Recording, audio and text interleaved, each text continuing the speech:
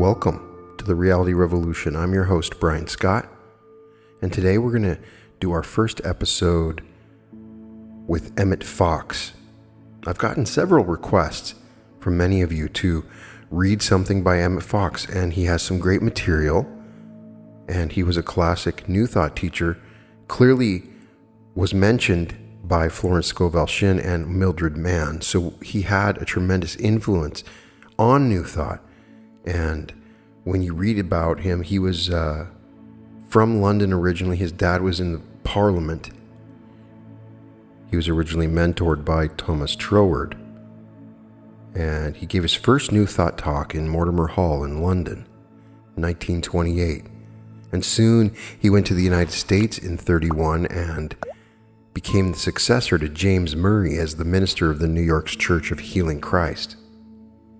While Emmet Fox lived, he addressed some of the largest audiences ever gathered to hear a New Thought minister.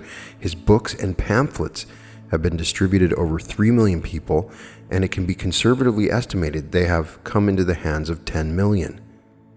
His secretary was the mother of one of the men who worked with the founder of Alcoholics Anonymous, Bill Wilson, and partly a result of his connection was early AA groups went to hear him in his writing, especially the Sermon on the Mount became popular in AA.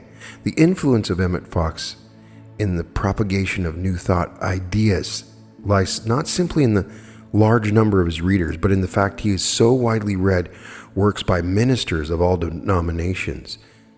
A check in large denominational bookstores in various cities from time to time has revealed that Emmet Fox books are in constant demand. And these are the stores in which ministers chiefly buy their books. So he's very popular in all circles. And he's written a number of books on the 10 Commandments, and the 7-Day Mental Diet is really good. But there's a sweet booklet he has that is very succinct, and it makes for a powerful episode, and it's on your heart's desire. What is your most secret, sacred wish that lies deep down at the bottom of your heart?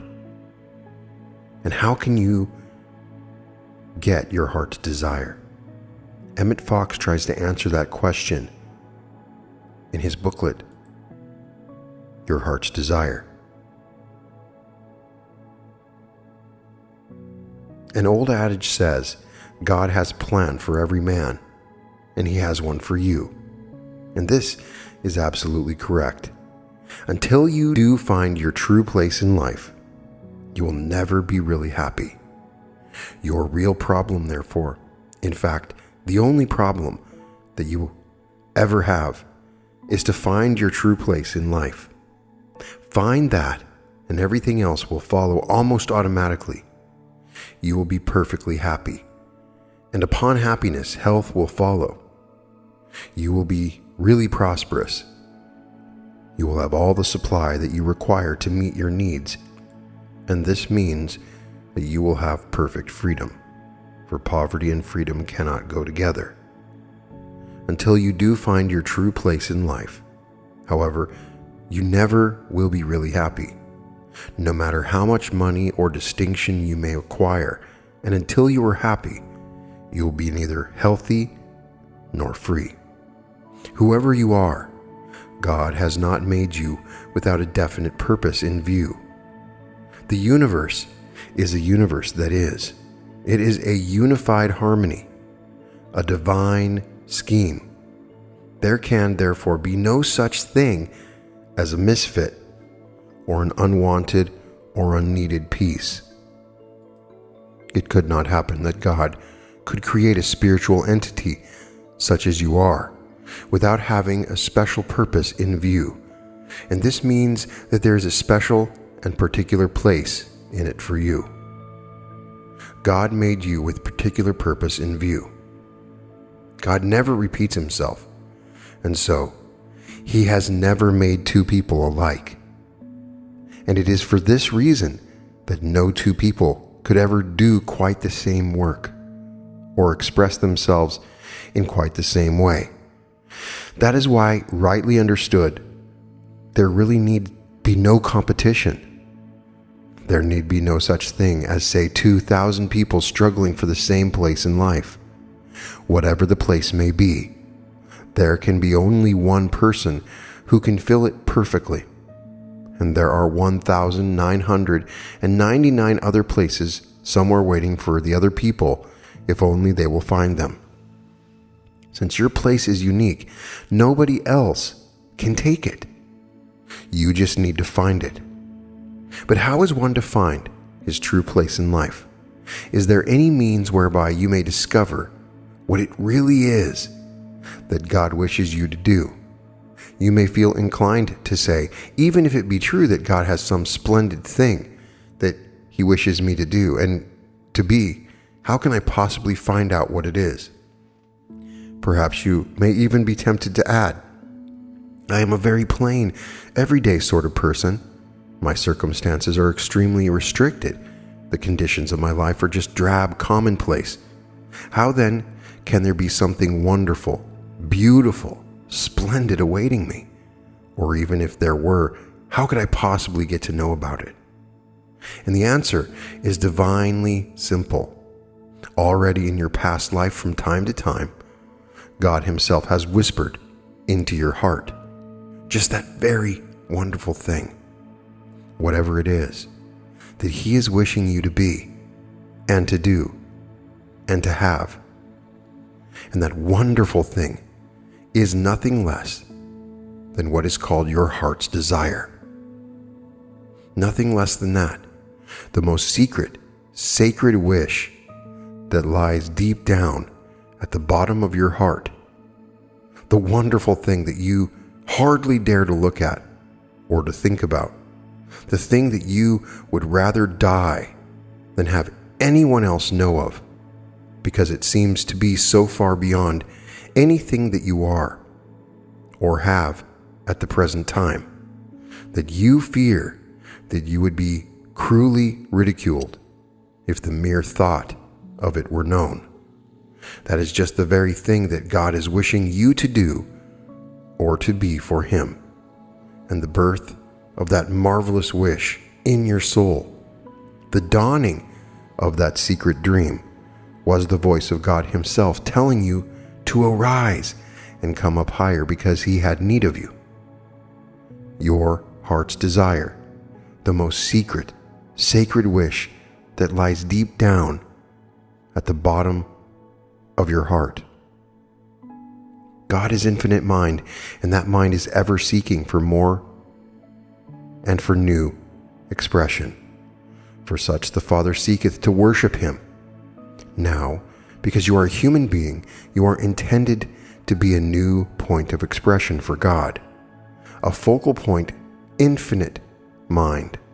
In fact, somewhat as an electric lamp may be regarded as a focal point for the manifestation of the electric current in the circuit, a focal point for the divine self-expression. That is what you are intended to be. And if you are willing to become that, then you will be fulfilling your destiny, and you will experience absolutely perfectly an unalloyed happiness and harmony and eternal and unrestricted development. A few people have attained to this, but they are still comparatively few. The great majority have lives full of problems of one kind or another that they have yet to work out. If one has perfect bodily health, and how few have even this, really perfect health, then he probably has financial difficulties, or it may be family troubles, an unhappy home life.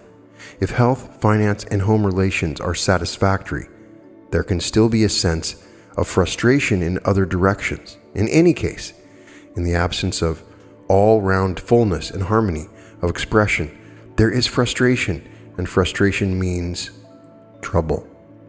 Modern psychology has been slowly realizing that many human ills are traceable to mental suppression, but our study of fundamental truth teaches us that all trouble of every kind is really failure on the part of the individual to be a completely free, focal point of expression for God. You say that you are unhappy, dissatisfied, perhaps ill or impoverished, a failure, and this is simply another way of putting the fact that you are not allowing the will of God to have free play in your life. You are not doing the thing that He meant you to do. You are drifting, or else you are trying to do something that He never intended you to do, and doing it badly and distorting your soul in the process. It is useless to blame Providence for your troubles, or to endeavor to saddle the responsibility upon other people. The universe operates strictly in accordance with law, for God, among other things, is principle or law, and where law obtains there can be no room for the idea of blame. If you break a law, you suffer the consequences, and that is all there is about it. It is not a matter of blame or punishment. It is just an impersonal question of cause and effect. This may seem hard at first sight, but actually, it is your certain guarantee of ultimate victory and freedom. And personal law is certain to hurt you when you work against it, but for the same reason, it is equally certain to help you and heal you when you work with it. A human soul may be thought of as an opening through which infinite energy is seeking a creative outlet. If that outlet be a clear, open channel, all is well. If, on the other hand, it should become obstructed by any means, then the infinite energy, the life force, is frustrated, dammed back. And all sorts of local stresses are set up in the soul, and these we see as sickness, poverty, fear, anger, sin, and every kind of difficulty. Now we are in a position to understand what the real art of living must be. It must be to make this channel clear, and to keep it clear. And if only we will do this, we shall find that health, prosperity, full self-expression, true happiness, in short, will then follow automatically. People work so hard to bring health to their bodies, to bring prosperity, to bring happiness, to bring success into their lives, to bring artistic or literary gifts or talents within their grasp, to bring great new ideas from the outside. And of course, they continually fail because we cannot bring a single one of these things from the without to the within. The actual development is just the very reverse. They have to be released from the within, that they may appear on the without. In short, we have not to build on from the outside. Our task, as Browning says, is to set free the imprisoned splendor. This process, the true manner of nature's working, is well illustrated by a simple anecdote. A certain man was working in his garden, assisted by his little girl. She had undertaken the interesting task of watering the lawn by means of the usual rubber hose. Matters proceeded harmoniously enough until she suddenly cried out in disappointment, "Daddy, the water has stopped." The father looked over and, taking the situation in at a glance, said quietly, "Well, take your foot off the hose." The child had inadvertently placed foot and her most of her weight up on the soft rubber pipe, and thus by her own action shut off the water that she needed. She of course removed her foot at once, whereupon the water again flowed freely. 5 minutes later, she once more cried plaintively, "Daddy, the water has stopped again." Her father glanced across and observed that now she had placed her other foot upon the hose. He replied, "Well, take your foot off." The child did so, and again the stream flowed freely. And as she had by this time learned her lesson, she did not repeat the mistake, and completed the interesting task she had chosen with much satisfaction to herself. The ultimate cause of all our troubles is just this. Behind all secondary and proximate causes lies the same primary mistake. We have been acting like the little girl in the story. We have been pressing our feet and the whole weight of our mentality upon the pipeline of life, and then complaining bitterly because the water does not flow. Man's business is rightly to handle his divine spiritual energy, and when he does, he has found his true self, and all goes well. There is only one fundamental energy in the universe, but this energy may be applied by us either constructively or destructively because God has given us free will. When we use it constructively, we are acting in harmony with the will of God, and we are improving ourselves and our lives in every possible respect. And we are helping the world in general too. When we use it destructively, we damage ourselves, retard our progress, and waste an opportunity for helping mankind at large. We use our energy destructively whenever we think or talk fear and limitation, whenever we grumble or give way to self-pity or indulge in useless regrets, or in fact in any form of negative thinking. Most of all, do we use our God-given energy destructively when we hold thoughts of criticism and condemnation of others. All bitterness, resentment, spiritual pride, and self-righteousness are peculiarly disastrous methods of misusing the great power, and that is why such thinking causes the terrible havoc that it does in people's lives. When we are in a condition of fear, anger, or worry, our divine energy, instead of flowing in some positive, creative work, becomes dammed up within ourselves, like the water in the garden hose, and produces all sorts of trouble in soul and body. Meanwhile, our true work in life is either missed altogether or starved of the supply of life force which it should receive. It languishes accordingly, and we get mediocrity, poverty, and failure. This is why all true spiritual leaders are so insistent upon the need for unselfishness in motive, for forgiveness of others, and of ourselves too, and for a general attitude of peace and goodwill toward all. For only in this way can we get that sense of true harmony and freedom that will permit the clear, unobstructed flowing of the divine mind through us. Only in this way can we become a free channel for the divine energy to express itself at the point of being, which is ourselves, the spiritual state of consciousness in which the life force finds the unrestricted outlet, which is so essential if we are to experience any kind of good, is technically known as serenity. And serenity, the great mystics are never tired of telling us, comes from within. It is not to be imposed from without by manipulating conditions or circumstances, or by any exercise of the will, but can only be derived from the natural free flowing of our divine energy, the spiritual state of consciousness in which the life force finds the unrestricted outlet is called serenity. It is important to understand also that for practical purposes, the amount of this energy that one has at his command is limited, and therefore all that is frittered away in unnecessary or trifling activity or thought is so much taken out of one's capital, so much withdrawn from the things that really matter in life. If only people understood this, they would save themselves a great deal of wear and tear in the course of the day. And if all waste is foolish, how much more deadly is it to squander one's resources upon the kind of thinking that is absolutely destructive?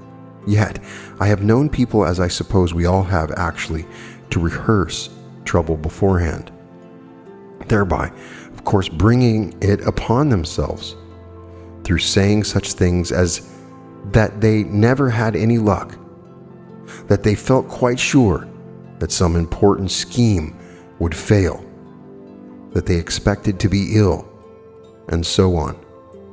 One who understands the law of being and how it works would no more think of wasting thought by allowing himself to occupy his mind within harmony than a businessman would dream of throwing away money into the gutter as he walked along the streets. As far as God is concerned, our supply of divine energy is, of course, absolutely unlimited. There is no check of any kind upon the amount of it that we can appropriate, or therefore upon the things that we can do or be. Yet for practical purposes, it remains that at any given time you can draw from the inexhaustible source only in accordance with the measure of your understanding. Just as you can draw water from the Atlantic only in accordance with the size of the vessel that you use. If you have a pint pitcher, you can get only a pint of ocean water. Although the number of pints in the Atlantic runs into inconceivable figures, at the same time, it is well to remember that very few people do, in fact, draw anything like as much of the divine energy as they could draw, even with their present understanding. Almost everyone is foolishly content to fill his pitcher, small as it may be, to somewhere very far short of the top. It will now be clear to the student that discontent is not necessarily a bad thing. On the contrary, it is your duty to be discontented with anything less than complete harmony and happiness.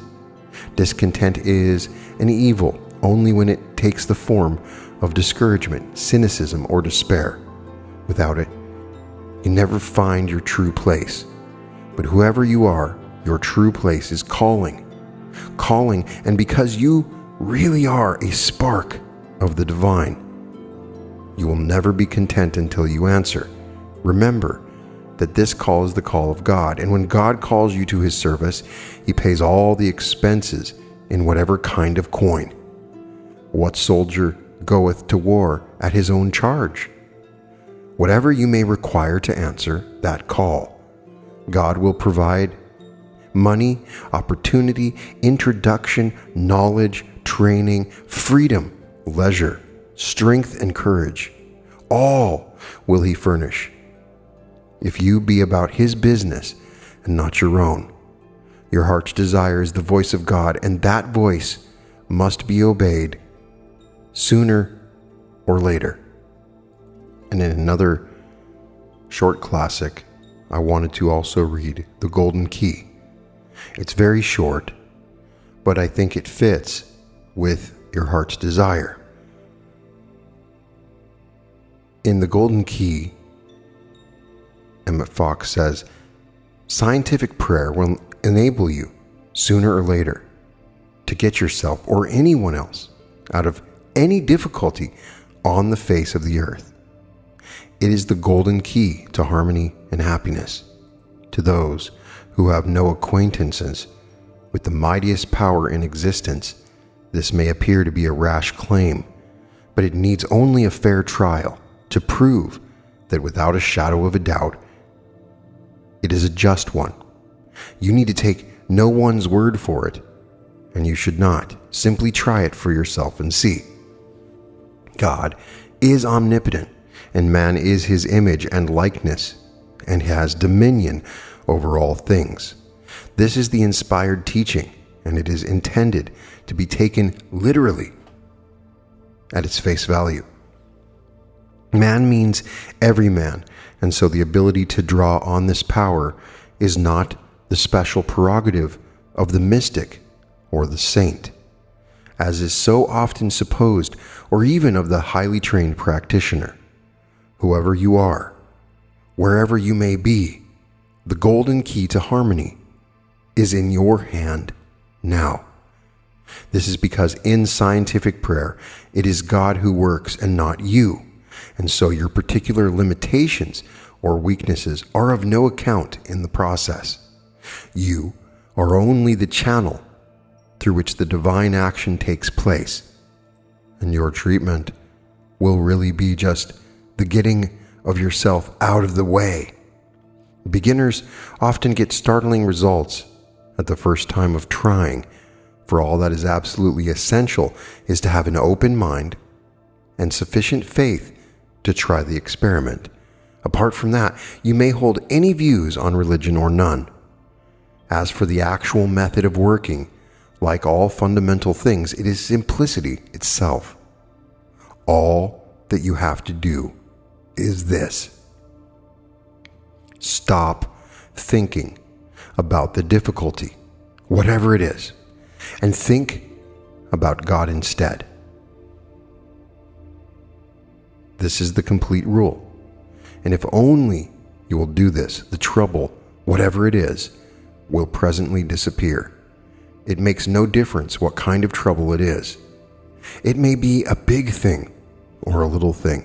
It may concern health, finance, a lawsuit, a quarrel, an accident, or anything else conceivable. But whatever it is, just stop thinking about it and think of God instead. That is all you have to do. The thing could not be simpler, could it? God himself could scarcely have made it simpler, and yet it never fails to work when given a fair trial. Do not try to form a picture of God, which is, of course, the impossible. Work by rehearsing anything or everything that you know about God. God is wisdom, truth, inconceivable love. God is present everywhere, has infinite power, knows everything, and so on. It matters not how well you may think you understand these things. Go over them repeatedly. But you must stop thinking of the trouble, whatever it is. The rule is to think about God. And if you are thinking about your difficulty, you are not thinking about God. To be continually glancing over your shoulder, as it were, in order to see how matters are progressing, is fatal, because that is thinking of the trouble, and you must think of God and of nothing else. Your object is to drive the thought of the difficulty right out of your consciousness for a few moments at least, substituting for it the thought of God. This is the crux of the whole thing. If you can become so absorbed in the consideration of the spiritual world that you really forget for a while all about the trouble concerning which you began to pray, you will presently find that you are safely and comfortably out of your difficulty. Your demonstration is made. In order to golden key a troublesome person or a difficult situation, think, now I'm going to golden key John or Mary or that threatened danger.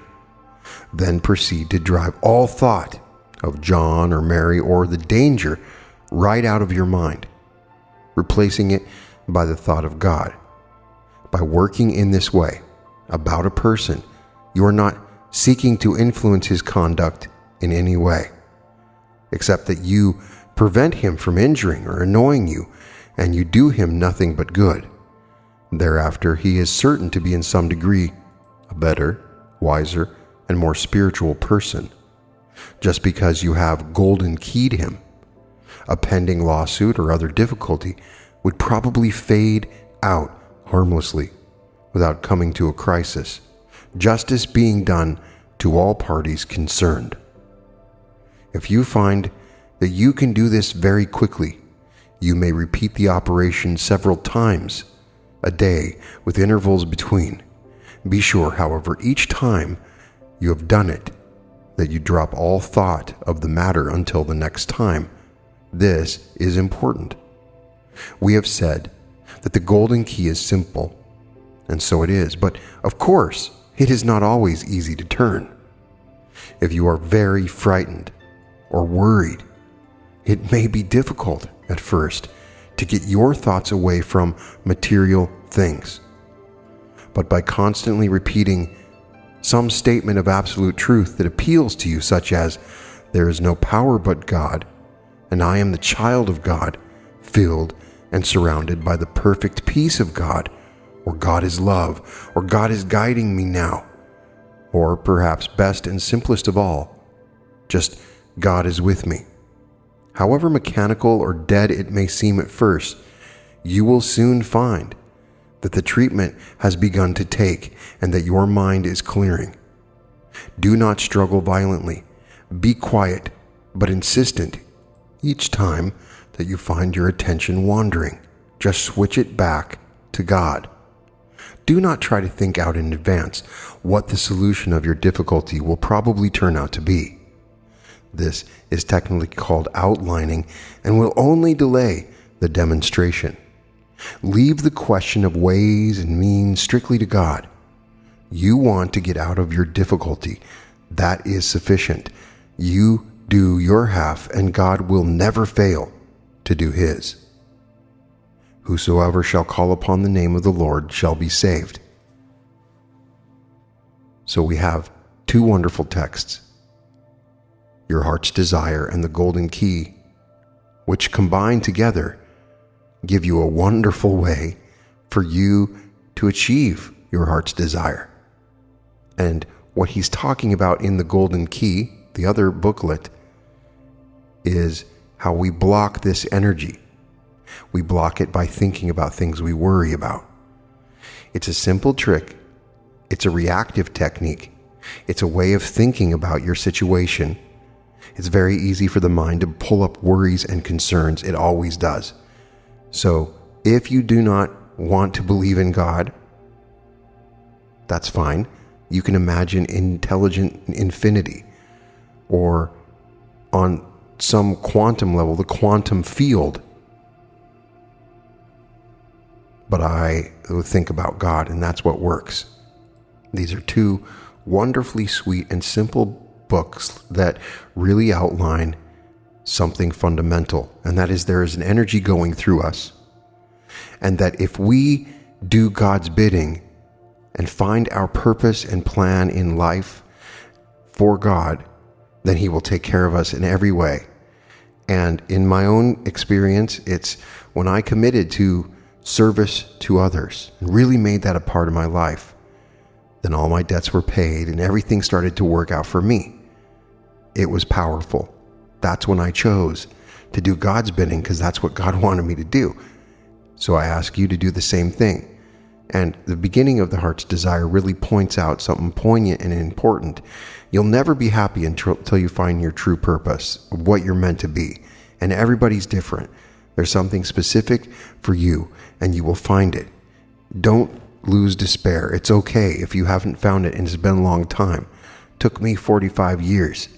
So I have read about people that it's taken 70 or 80 years. And it's all in the perfect timing, because the whole journey is what God is putting you through to do what he wants, or she wants, to contribute to this universe. We have many other books by Emmet Fox, and I can certainly read some, and I might do that. There's one I enjoyed called Mental Equivalence, which we can talk about as well. But I hope it's a good introduction, and we got to add Emmet Fox to the pantheon of incredible new thought offers that we have now gathered on the Reality Revolution. Our collection is so wonderful. Go back and look through the videos on my channel and you'll find some amazing wisdom. And as we do this on a daily basis, we accumulate these classic bits of knowledge. Now, it may seem repetitive or simplistic, but you'll find that the most simplistic teachings sometimes have the biggest effects or results. And a lot of times we make the mistake of looking for complexity, just making our own life more complex. So let the energy run through you and don't block it. Don't block your chakras. Don't block it with emotions. There is a number of things we go through spiritually when we learn about these emotional blocks. These emotions get stuck in our bodies and they can make us sick. The Emotion Code, all of those wonderful books that I talk about in my book, The Reality Revolution, about your emotions getting stuck inside of your body and making you sick. And that's when the energy is being blocked, when the foot is put on the hose. Well, the water has to go somewhere. So we need to run your energy, let it flow, ground yourself, get into a regular situation where you're feeling the energy from the universe and the earth coming through your body, and let the channel flow. And that is the first step to your heart's desire. And I believe the second is the golden key. These two are together perfect, because you may have troubles or worries or concerns along the way, and it's easy to imagine what we want, but it's also easy during the process to become worried or concerned. I do it all the time, and I haven't had a mental strategy of when it does happen. So this is a way for me to replace those thoughts, to fix those thoughts, and I'm going to definitely use it. All episodes of The Reality Revolution can be found at therealityrevolution.com. And welcome to The Reality Revolution.